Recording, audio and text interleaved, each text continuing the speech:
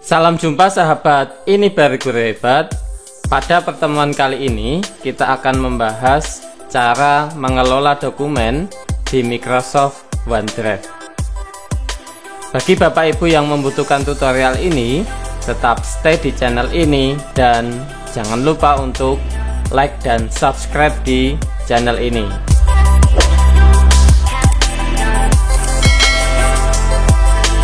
Yuk kita mulai saja.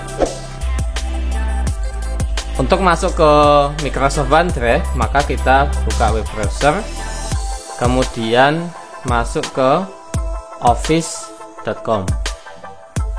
Bapak Ibu bisa memasukkan username dan password Office 365. Kemudian kita bisa klik OneDrive. Kita bisa menampilkan secara online. Di sini ada beberapa menu. Di antaranya adalah My Files. My Files adalah tempat kita menyimpan dokumen secara online. Pada OneDrive untuk pendidikan ini itu memiliki kapasitas 5 TB. Kemudian pada bagian Recent ini akan berisi dokumen-dokumen yang pernah kita buka. Kemudian pada bagian Share itu adalah dokumen-dokumen yang di-share dengan kita atau dokumen yang kita share. Jadi di sini ada Share with me, berarti ini adalah dokumen yang dibagikan dengan saya, atau Share by me. Share by me adalah dokumen yang kita bagikan dengan orang lain. Kemudian di bagian Discover kita bisa menemukan dokumen-dokumen di dalam Microsoft Team kita. Jadi jika ada Bapak Ibu mengikuti kelas dan ada dokumen yang di-share di situ, maka kita bisa menemukan di sini. Kemudian di bagian Recycle Bin ini adalah tempat sampah di mana dokumen-dokumen yang kita hapus dari OneDrive itu akan disimpan sementara di Recycle Bin. Nah, kalau dokumen ini sudah kita kosongkan, maka ini sudah tidak bisa dikembalikan lagi. Tetapi dokumen-dokumen yang ada di Recycle Bin ini itu masih bisa kita kembalikan lagi. Jadi misalkan ini itu mau saya kembalikan ke OneDrive, bisa dengan kita klik tombol Restore. Tetapi jika dokumen ini sudah kita hapus, maka dokumen ini akan hilang selamanya. Kemudian di bagian atas kita bisa klik pada bagian New, ada New Folder atau New Document. Nah, pada New Folder ini kita bisa membuat folder baru, misalkan dokumen penting.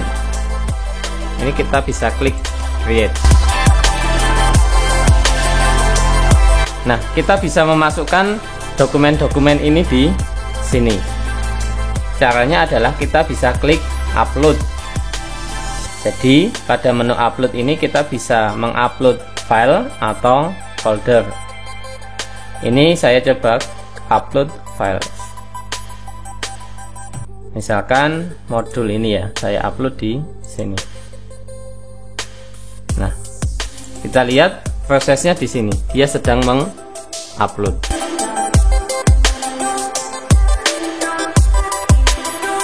Nah, ini sudah. Kemudian untuk folder sama caranya. Kemudian kita bisa membagikan dokumen ini. Ini bisa kita klik, kemudian kita share. Nah, ini ada beberapa opsi, yaitu apakah semua orang bisa mengakses dengan link ini atau hanya satu lembaga kita saja, kemudian atau specific people atau orang-orang tertentu. Kemudian di pengaturannya apakah bisa melakukan editing atau hanya melihat saja. Ini saya klik hanya bisa melihat saja, atau kita bagikan dengan batas waktu tertentu, ini bisa juga. Jadi ini kita bisa bagikan sampai batas waktu tertentu, misalkan tanggal 14 Juli 2020. Kita juga bisa set password, jadi kita bisa share dokumen tetapi terpassword. Ini saya coba password dengan passwordnya 1 2 3 4. Kemudian ini klik apply, saya close, kemudian ini saya copy. Ini kita coba di sini, kita buka. Nah, di sini itu kita untuk mengakses ini itu harus memasukkan passwordnya. Saya masukkan 1 2 3 4, verify.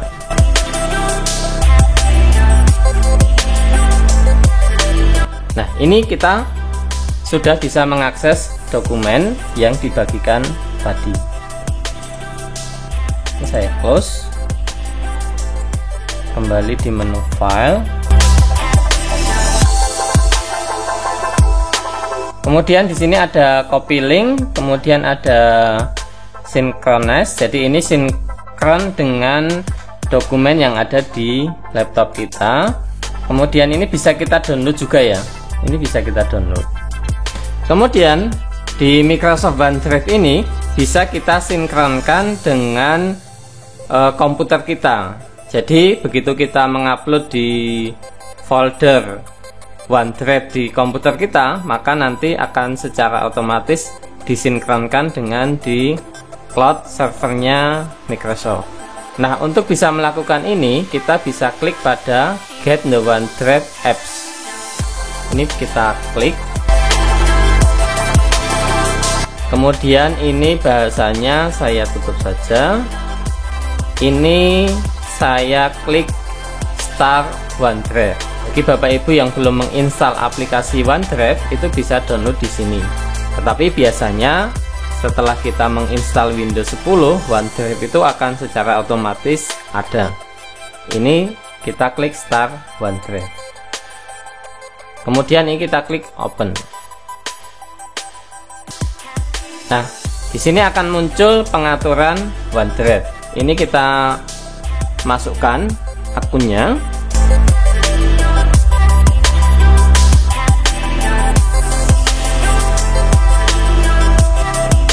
Kemudian sign in.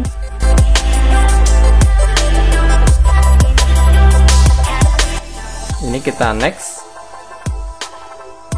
Apakah akan menggunakan folder yang diatur tadi atau kita mau bikin baru? Ini saya use this folder. Kemudian ini saya next, ini saya next. Kemudian ini keterangannya, kalau posisi seperti ini dia itu berada di online. Kemudian kalau centang seperti ini dia di perangkat ini, bisa kita edit secara offline. Kemudian ini always available, kita klik kanan, itu kita bisa membuat secara offline. Ini saya klik next.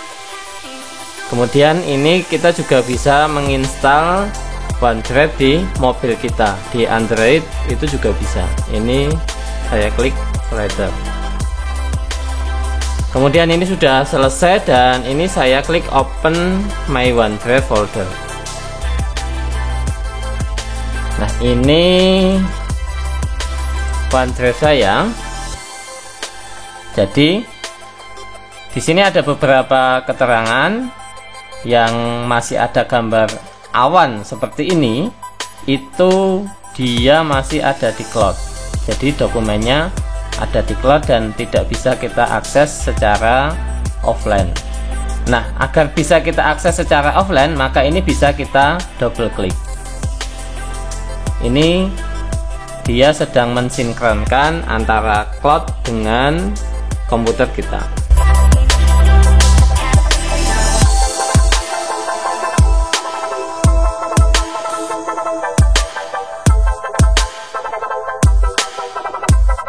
Nah, ini sudah kita buka. Jadi dokumennya ini ada di cloud, juga ada di komputer kita. Ini juga sama, ini sudah bisa kita akses dari sini. Kemudian Bapak Ibu nanti kalau mau menyimpan ke OneDrive itu tidak perlu ke browser, tetapi cukup di sini saja. Jadi misalkan ini saya coba upload ya, coba upload, kemudian saya ngambil di folder lain, sebentar, di desktop misalnya.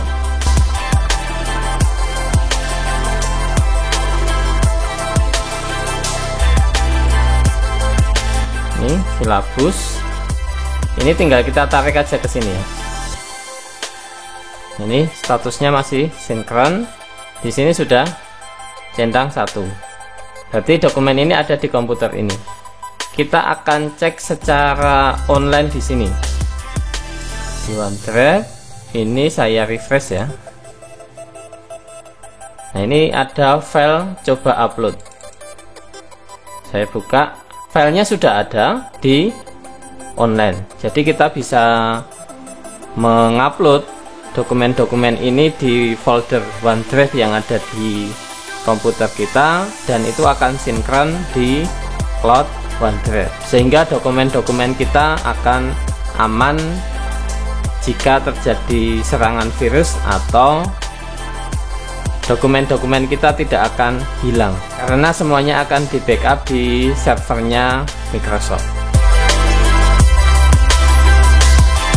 Demikian tutorial dari saya, semoga bermanfaat, dan jangan lupa untuk like dan subscribe di channel ini, serta nantikan tutorial-tutorial berikutnya. Terima kasih.